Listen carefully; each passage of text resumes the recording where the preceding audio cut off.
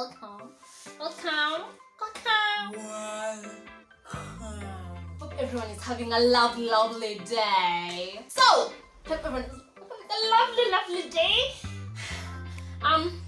Chapter 17. Chapter 17 is about Jesus praying for his disciples. So, in short, we are done with Christ's teachings to us. And those teachings are really important. I would advise you to actually read it. Because Bible, you read and highlight what he's saying, because what he's saying is really, it's obviously 100% applicable in our lives today. So, yeah, now we're in chapter 17, which is God praying for his disciples, which I think is really nice of him. You know, like praying. I think what he's showing us here is how it is important to pray for your friends, yeah, like people you love, people, like, let's say you're living somewhere, pray for them. Let's say you're doing this for someone, pray for that person. Let's say you're teaching someone, pray for them. Everyone you're associated with, pray for them, even though you're close, even though you're close or you're not close. And that's really important, because Hapa, Christ prays for his disciples. And the fact that he's praying and he's a God, he's God, but he's still praying. This shows how it is important to pray. You know, for your friends, not only for yourself, for your friends, for people you are associated with in one way or the other. Right? So, that being said, let's start this thing. I'm not going to read the whole prayer, but I'm going to point out what he said and what he spoke over to his disciples. Yeah, so the first thing that he did is, wait, before I tell you guys what he prayed for his disciples, I just want to point out how Christ is really an eternal being. Kama ulikuwa unashuku with the previous videos, like he really did exist since the beginning, because he says, Father, give me glory in your presence now, the same glory I had with you before the world was made. Are you saying that he was there since the beginning of time? Before time existed, he was still there. Like,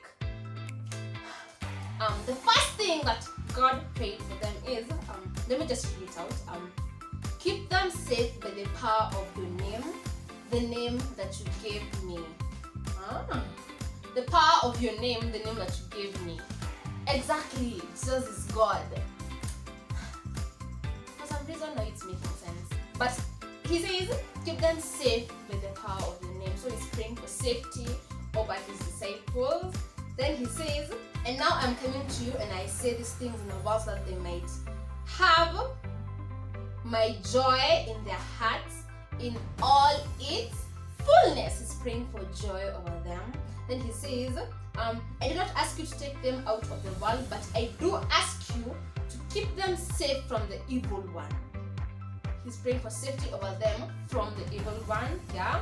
Then I think the reason why he's saying I do not ask you to take them out of the world, it's like, I think he's saying he doesn't want them to be killed, but to keep them safe from the evil one. Yeah? Then he says, dedicate them to yourself by means of the truth. Your word is truth. He's praying that God may dedicate them to himself. Then he says, and for their sake I dedicate myself to you, in order that they too may be truly dedicated to you. Oh, he's actually crying. He's so nice. Then he says, I pray not only for them, but also for those who believe in me because of their message. So pia sisi, the ones are us who got to learn about Christ through the apostles and every single person who came after the apostles. So he's praying for us. He's praying for us. He's saying, I pray not only for them, but also for those who believe in me because of their message. I pray that they may all be one. Father, may they be in us, just as you are in me, and I am in you. And he says, may they be one, so that the world will believe that you sent me. That's so awesome. That's so dope. That's so dope. I made you known to them, and I will continue to do so in order that the love you have for me may be in them, which now we have, and so that I also be in them. God, aliambia disciples na akatuombea. Awesome! Now we are done with the prayer. So tunaingia chapter 18. I know I'm totally psyched about starting to talk about the arrest and the death of Jesus, even though it's so sad. It's so sad and it's so heartbreaking and so guy. The time these people who normally go to act in high schools when I end up act the New Testament, the gospel, New Testament, the gospel. So you know the way like wanaenda and then now they act out the arrest and the crucifixion of Jesus and all that, and people actually cried. And it's only acting. Also imagine like real life seeing Jesus. So guys, this is the time. Wakati imefika. It is now. The time has come that I wanted to talk about the arrest of Jesus. So let's go. The arrest of Jesus. I will check the mood. You know, let me set the mood.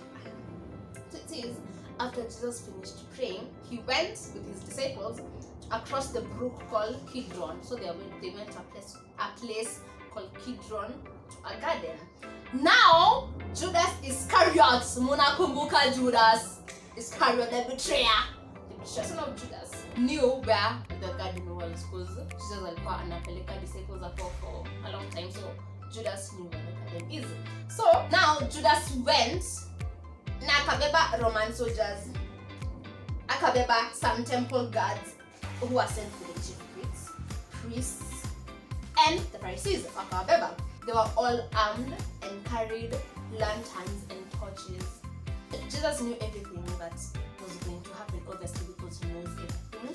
Then, when they arrived, Jesus stepped forward and asked, "Who are you looking for?" They answered, "Jesus of Nazareth." And then he said, "I am he." So now when Jesus said, "I am he," they moved back and fell to the ground. How awesome is that? They moved back and fell to the ground when Jesus said that I am he. Like, hawaamini anajisema tu, you know, like hawaamini, they're not believing it. Jesus calls her now, "Who is it you are looking for?" And then they're saying Jesus of Nazareth, and then Jesus says, "I already told you that I am here. Why are you wasting time?" Maybe the hour has come, let's do this, you know? Okay. Was Jesus afraid? Okay, but he was afraid.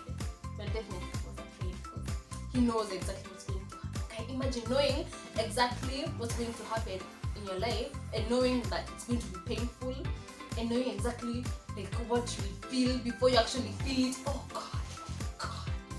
Okay, better look at kulia. Can you imagine dying? Can you imagine the intensity of the situation? Hi! Jesus, I really got a strength. So when he said that I am he also added, "If then you're looking for me, let these others go." Now his disciples. Then he said this, that he had said might come true. "Father, I have not lost even one of those you gave me." He said this for the prayer, even though I didn't really mention it. He said, "While I was with them, I kept them safe by the power of your name, the name you gave me. I protected them, and not one of them was lost, except the man who was bound to be lost." Who is now Judas Iscariot. Imagine. So now, imagine betraying Jesus. How? For money. Now when he said this, Simon Peter, who had a sword, akaichukua, and he struck the right ear of the high priest slave. Na akaikata. Now the name of the slave was called Malchus. And that's what Jesus said to Peter, "Put your sword back in its place." Do you think that I will not drink the cup of suffering which my Father has given me? Okay, God really sacrificed a lot. Gosh. And then imagine all this for us, like everything that I'm saying, the pain and all that, for us as Christians. Imagine. What? Okay, so after that, the topic is Jesus before Annas. Then the Roman soldiers with their commanding officer and the Jewish guards arrested Jesus, bound him, and took him first to Annas. Annas, he was the father-in-law of Caiaphas, who was the high priest that year. It was Caiaphas who had advised the Jewish authorities it was better that one man should die for all the people, which is actually prophetic, because Jesus did die for all of us, so that we may not die. You know. Are you seeing how everything is being related? Yeah.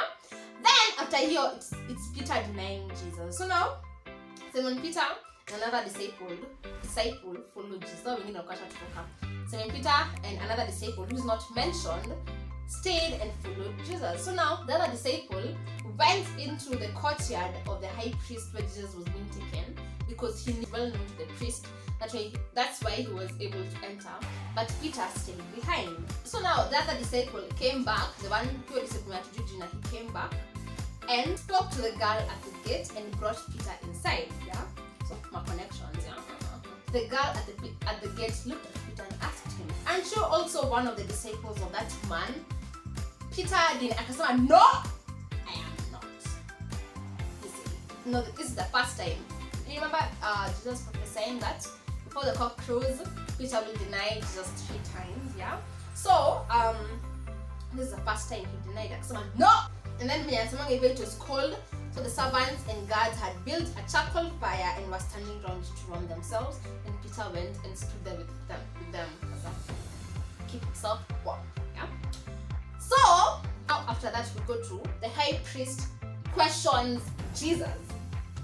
And I love how in every single question that Jesus is asked, he answers with so much wisdom, Hadi, and so much truth. So I will let this just go.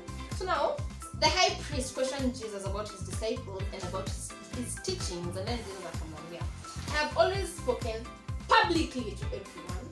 All my teachings was done in the synagogues and in the temple, where all people came together. I have never said anything in secret. Why then do you question me? Why? Question the people who had me. Ask them what I told them. They know what I said." So now when Jesus said this, one of the guards who was there slapped him. Akamuuliza, "How dare you talk to the high priest like this?" Imagine slapping Jesus. Hi!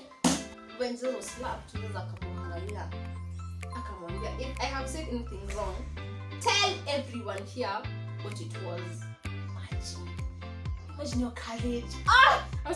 If I have said anything wrong, tell everyone here what it was. But if I am right in what I have said, why do you hit me?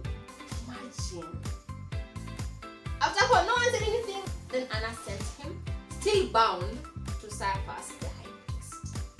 Imagine. I am so sure Jesus akitoka hapo watu walikuwa zileza. Imagine for real, this person is the son of God. I am so sure. With all that wisdom and all that courage, people actually believe him even to how I say, So now, after that, we go to Peter denying Jesus again. So Peter was warming himself by the fireplace.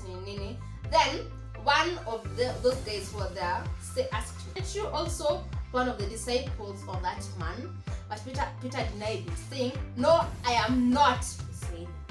Then one of the high priest's slaves, relative of the man whose ear was cut by Peter, no, that relative, akamuuliza, "Didn't I see you with him in the garden?" Then Peter said, "No." And at once, when he said no, a cock crowed. Hapa haisemangi how Peter cried, but in another, I'm not sure if it's Matthew. I'm not sure which one, but it says how Peter remembered what Jesus said and he broke down and cried. So now, when this happened, I guess that was the first day. So now the next day, it talks about Jesus is brought before Pilate. So now early in the morning, Jesus was taken to Caiaphas' house to the governor's palace. The Jewish authorities are powerful because they are trying to purify themselves for the Passover. Alright? So Pilate went outside to them and asked, now to the people, the Jewish authorities and the Jews, what do you accuse this man of? The answer was, we will not have brought him to you if he had not committed a crime. Are you guys seeing how they're not answering the question? No, they're not answering the question. Then Pilate said to them, then you yourselves take him and try him according to your own law. Pilate, he was not a Jew. That's why he was saying to your own law. But now the people replied, we are not allowed to put anyone to death. And he was thinking about death. Imagine. And everything Jesus did was literally taking care of them, loving them, healing them, and giving them and teaching them about eternal life. Imagine! So now when they said this, Pilate went back to the palace and asked Jesus, are you the king of the Jews? Jesus answered, does this question come from you, or have others told you about me? Okay, Jesus, he's so courageous and so bold. Then Pilate replied, do you think I am a Jew? It was your own people and the chief priests who handed you over to me. What have you done? Then Jesus plainly said, my kingdom does not belong to this world.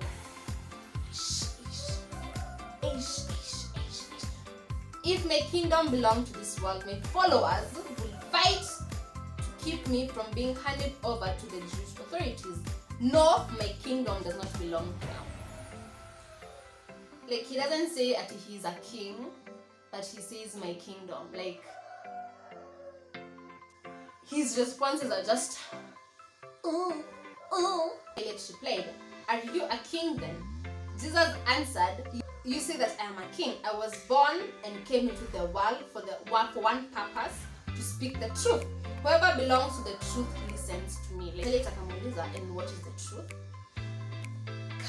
So now, after that, the topic is Jesus is sentenced to death. The time has come. That's so bad. So now, when Pilate asked him, and what is the truth, Jesus didn't answer. Then Pilate went back outside the people and said to them, I cannot find any reason to condemn him. But according to the custom you have them as Jews, I always set free a prisoner for you during the Passover. Do you want me to set free for you the king of the Jews? They answered him with a shout. They forgot everything Jesus did for them. They answered him with a shout, no, not him, we want Barabbas. And Barabbas was a bandit. So, that is chapter 18 and chapter 17. Yes. So, now next, we are left with chapter 19, 20, 21. We are left with 3 more chapters. Imagine. I'm so excited because we've made a lot of progress. So, thank you for listening. Thank you.